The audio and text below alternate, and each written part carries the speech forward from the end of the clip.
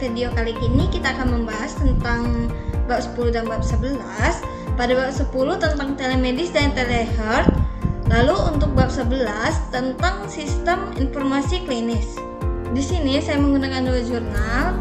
Jurnal pertama tentang integrasi telemedis dan telehealth oleh Amelia Fani Nurhadiah Sumosir Sri Hajijah Purba dari Jurnal Kesehatan Sains dan Teknologi.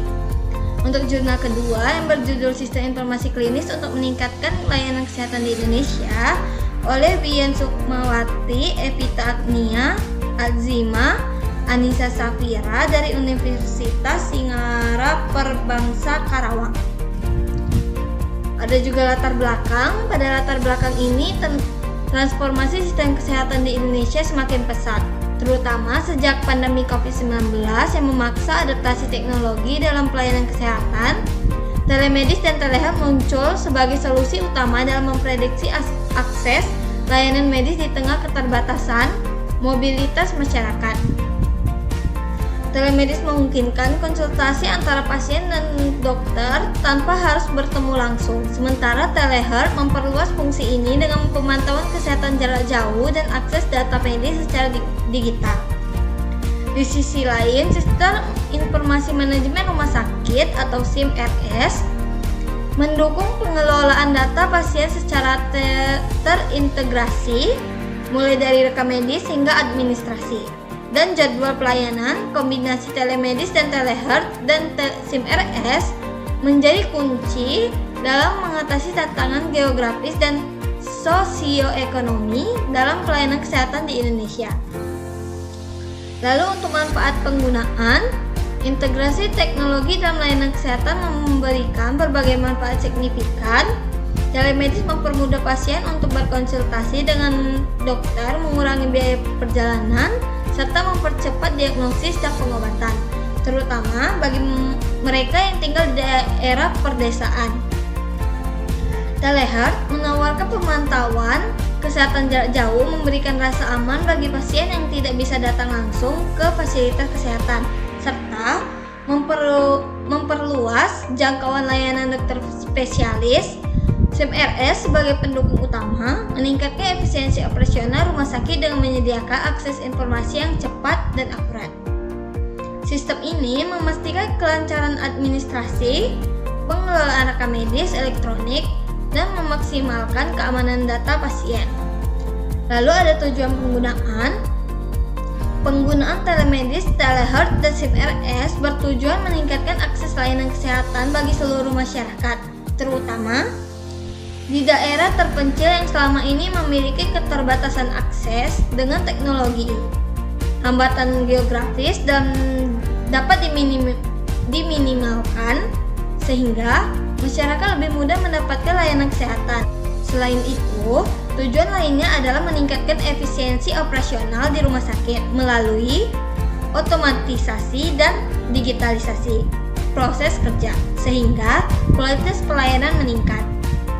Lalu tantangan, meskipun teknologi ini sangat menjanjikan, implementasinya menghadapi berbagai tantangan, seperti privasi keamanan pasien yang menjadi perhatian utama, terutama dalam penggunaan teknologi yang melibatkan informasi sensitif. Rendahnya literasi teknologi di kalangan masyarakat dan teknologi kesehatan juga menjadi kendala yang menghambat adopsi secara luas. Infrastruktur internet yang belum merata, terutama di wilayah perdesaan, memperlambat pelaksanaan teknologi ini. Di samping itu, investasi awal untuk pengadaan teknologi dan pelatihan tenaga kerja juga membutuhkan biaya yang cukup besar. Lalu ada permasalahan. Kepercayaan masyarakat terhadap telemedis masih rendah, terutama di daerah yang belum mengenal teknologi ini dengan baik. Banyak pasien merasa bahwa konsultasi daring tidak seefektif konsultasi tatap muka. Selain itu, kebijakan dan regulasi yang mendukung implementasi telemedis dan telehealth belum sepenuhnya terstruktur.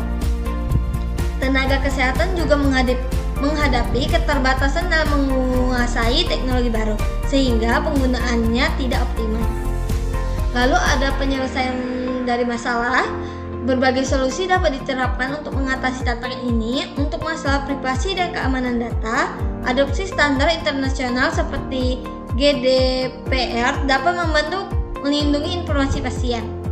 Pelatihan intensif untuk tenaga kesehatan dan edukasi kepada masyarakat tentang manfaat teknologi kesehatan perlu ditingkatkan.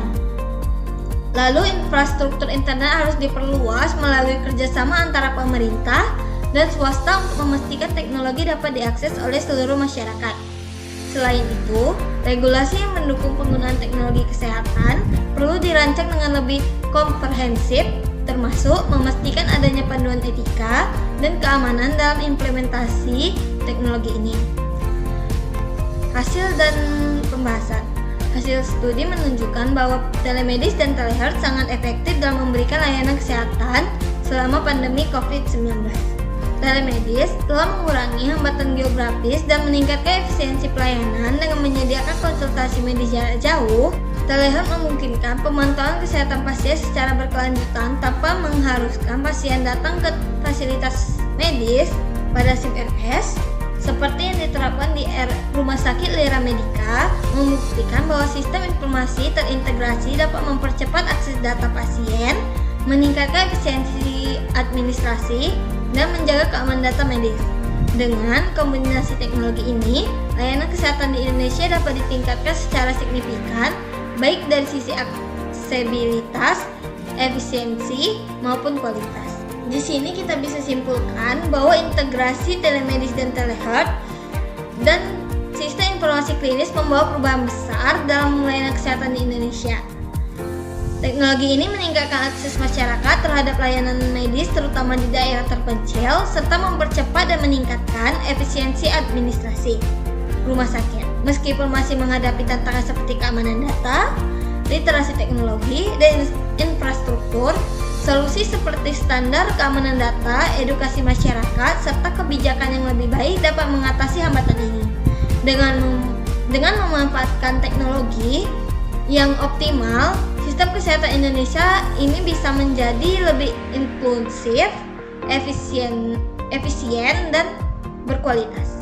Terima kasih telah menyaksikan video ini. Semoga informasi yang disampaikan bermanfaat dan dapat memberikan wawasan lebih mengenai pentingnya integrasi teknologi dalam layanan kesehatan. Jangan lupa untuk like, komen, subscribe, dan nyalakan lonceng notifikasi agar tidak ketinggalan video menarik lainnya. Sampai jumpa di video berikutnya.